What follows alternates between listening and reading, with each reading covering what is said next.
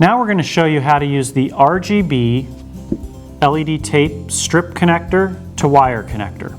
So this connector is designed similar to the splice connector in that it connects to the LED tape light the same way, but on the other side it's designed to accept 4 wires. Your positive wire, which on RGB lighting is always your black wire, and then your red, green, and blue wires, which are your 3 ground wires for your red, green, and blue LEDs. So in order to do that, you're going to want to just make this connection. You're going to peel the adhesive backing back to expose the adhesive tape on your LED strip.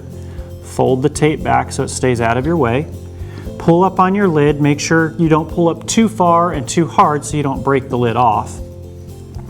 And insert the strip until it seats all the way at the back of the connector.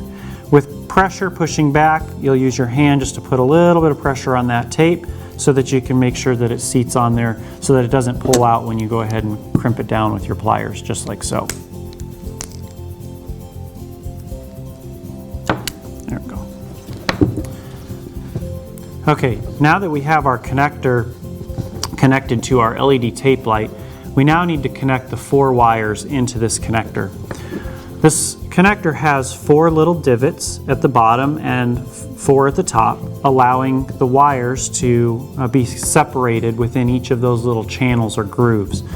So the trick is you need to make sure that your wires are organized properly before they go into this connector. So you'll notice that on the LED strip that there's a 12 volt plus, there's a green, a red, and a blue. Those colors coordinate with your wire. So you just want to make sure that your wire's lined up in those trays in the same fashion. So we know that we need our black wire first, which is our positive wire for RGB lighting. Our next wire is our green wire, so we're going to organize that one. Then finally we're going to have blue and red.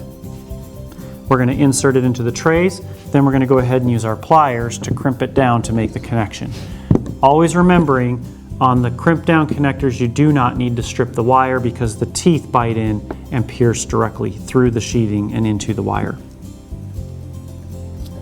Bottoming the connector out, you're going to want to crimp it down like so till you hear the 2 clicks, and now your wire and your strip light are connected together. We appreciate you taking the time to watch this video, and we hope that you found it helpful.